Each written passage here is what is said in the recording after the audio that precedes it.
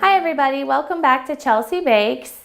A few weeks ago I returned from Peru on a missions trip with a few members of my church, Central Fellowship Church in Connellsville, PA. And it was an amazing trip. We had a great time serving others and helping people of the Shipibo village. We actually flew into Lima, which is the capital of Peru, and then after arriving there, we flew to Pucallpa, which is a jungle village along the Ucayali River, which is a tributary of the Amazon. And after reaching Pucallpa, then we rode on a riverboat 13 hours into the jungle, where we met up with the Shipibo village. The name of the particular village that we stayed at was El Nuevo Ayhuaypa. And we spent time with them helping construct a mission training center / backup church. Sometimes their main church in the village floods during their rainy season. We were there in their winter because they are opposite of the northern hemisphere. So in the summer, the river tends to rise with the rains. And we also did some little Bible studies and other forms of serving with the little kids, which was a really great time. On the last day, walking back to the boat, one of the little village women who actually helps run the village came up to my niece and I, and she gave us gifts of bananas and coconuts to take back on the boat with us. Bananas are actually one of the main forms of produce in Peru, so in honor of that today, we're going to make some banana nut bread. So let's get started. So first you're going to want to get 2 cups of really ripe bananas. You want to mash them up. It's usually about 4 bananas makes 2 cups once you mash them, so we'll start with that.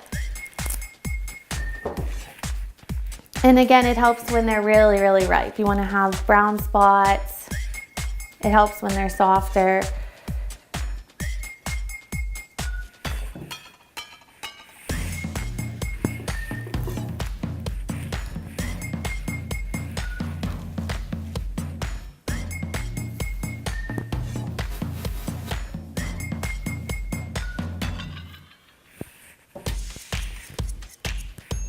We start off with mashing the 2, and it helps if you use a masher. That's why it's better to have the soft bananas. The riper they are, the more flavor in the bread.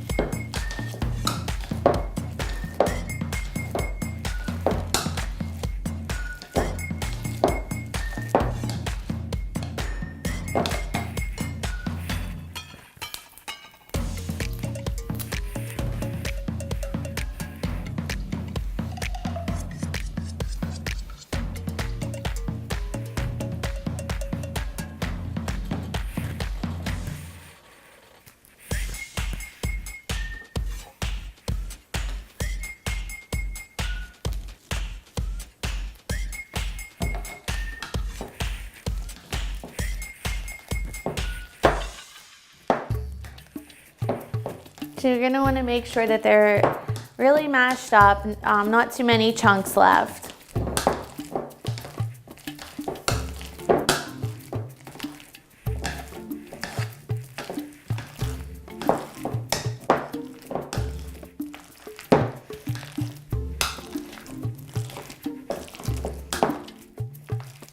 Mashing them up by hand is really the best way to go for this recipe.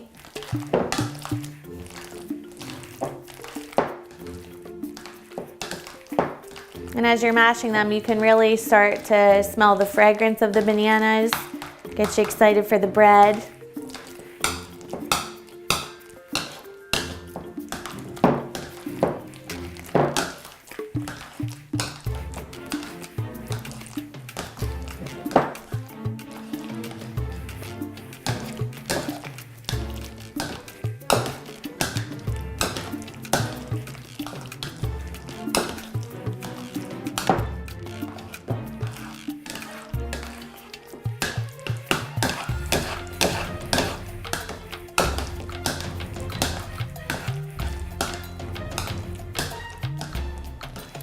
Once you have the bananas mashed up, you're going to want to set those aside. So then you're going to want to use a stick or a half a cup of unsalted butter, and you want that to be room temperature. I let mine sit out overnight. and then 3/4 a cup of light brown or dark brown sugar. It doesn't really make a difference which one you use for this recipe. So you're gonna wanna cream together the butter and the brown sugar, and you need to cream the two ingredients for about 3 minutes. And you'll wanna do that on a medium speed.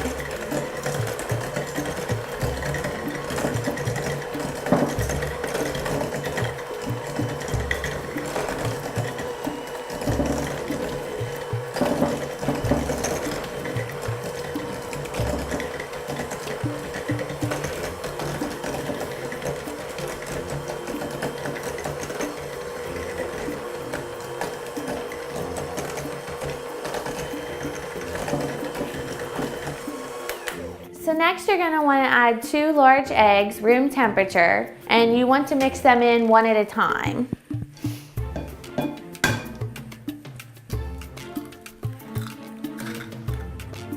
So we'll combine the first egg.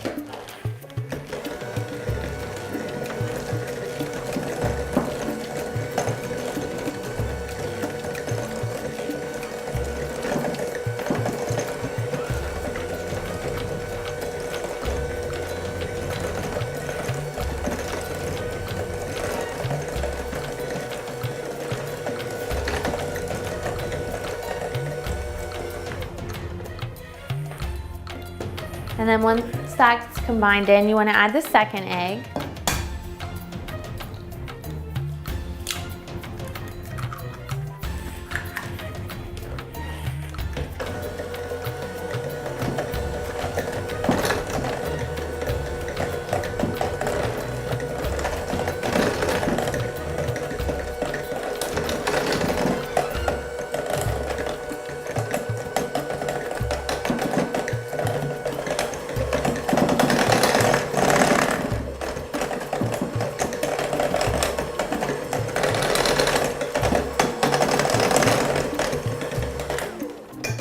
So once you have your second egg combined, next you're going to want to add 1/3 cup of plain Greek yogurt.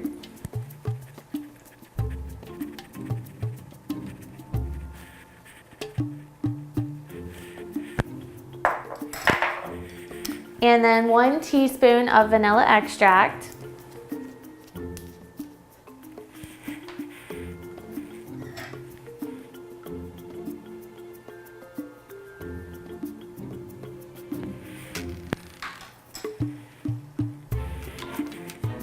And then last but certainly not least, 2 cups of the mashed bananas.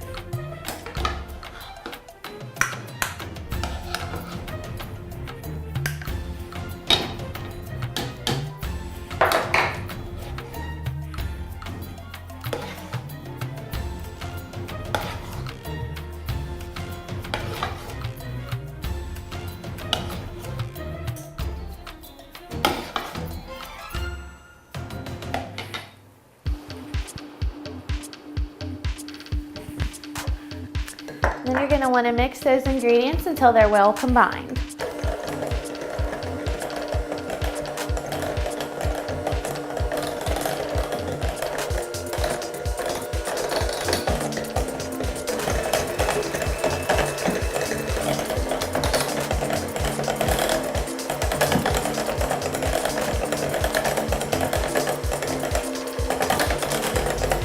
Okay, so for the dry ingredients, you're going to want to have 2 cups of all-purpose flour and then 1 teaspoon of baking powder.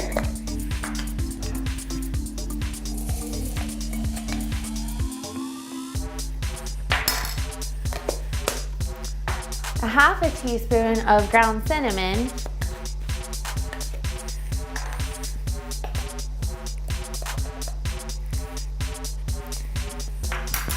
and then 1/4 teaspoon of salt.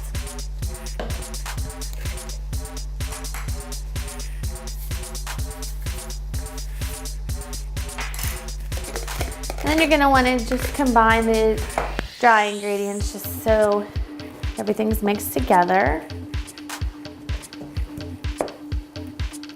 And I'm using a perforated spoon to do so.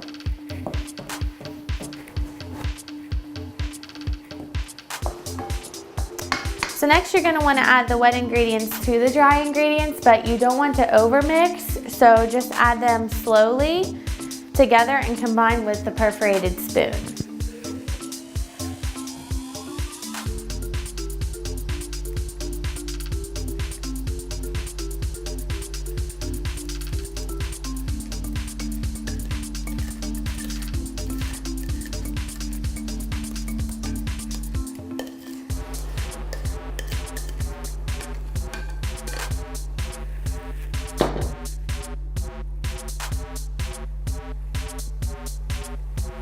You don't want to overmix the ingredients, so just make sure you're very careful when you're mixing them together.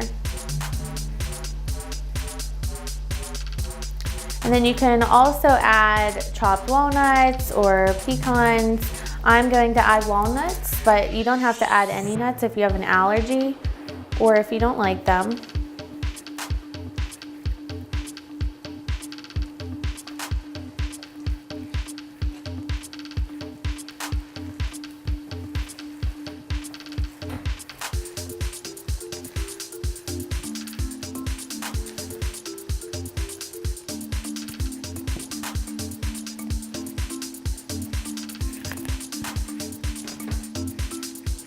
So I'm going to actually chop with a nut chopper 1/2 cup of walnuts. Just might want to add them a little bit at a time. Or you can leave them whole if you like larger chunks, but I like them to be crushed up.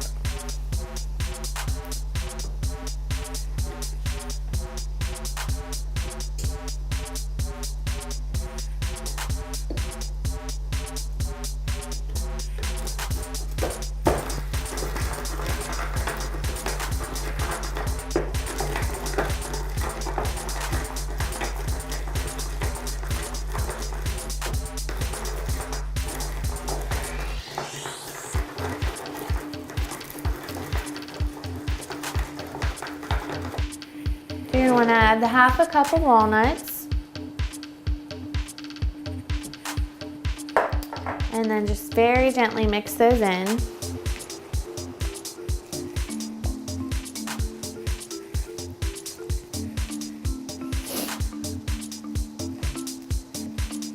And prior to mixing the ingredients, you're going to want to preheat your oven to 350 degrees Fahrenheit, as well as grease a 9x5 bread loaf pan, which I've already done that in advance.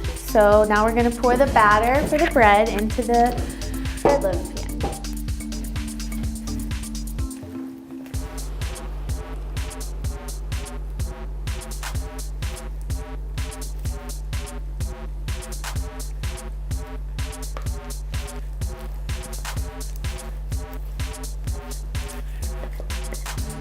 And this is a great recipe to take to parties. It's good for all seasons, summer, fall, winter, spring.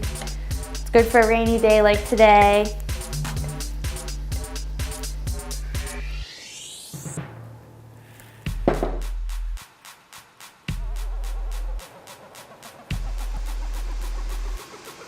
So you're gonna want to bake this loaf of bread for 60 to 65 minutes, so a little over an hour. And halfway through, like a half hour, 35 minutes into it, you want to cover the pan with a piece of foil for the remainder of the 30 minutes of baking time. So I'm gonna put that in the oven now.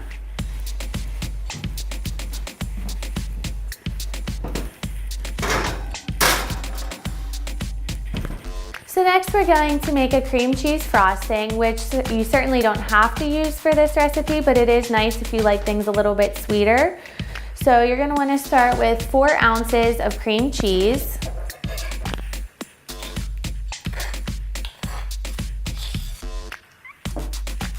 and then a half a stick of unsalted butter, or that's 4 tablespoons. And you want that to be room temperature. And then you're going to cream the butter and the cream cheese together for 3 minutes on a medium speed.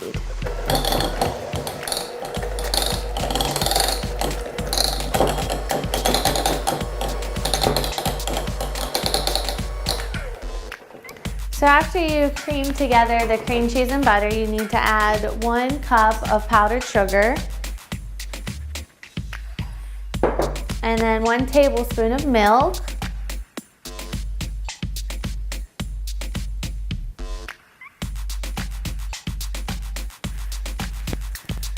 and then just a dash of vanilla extract. I don't measure it, but it's usually about a teaspoon. Then you're going to want to mix those so they're well combined and you have a creamy consistency.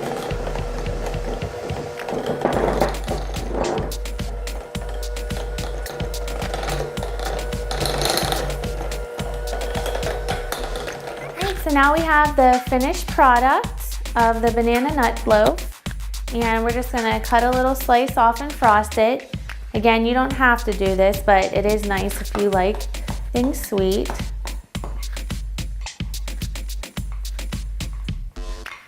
It's always hard to get the first piece out of the bread loaf. Sometimes it helps if you just take the entire loaf out, but I'm keeping it in here to keep it fresh. So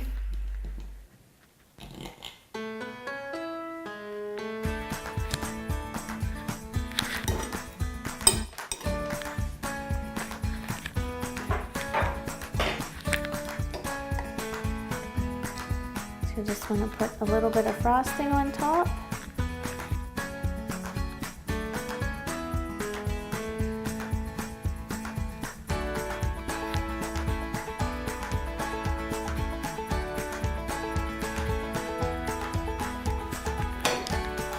And you can even sprinkle some of the extra walnuts or pecans on top.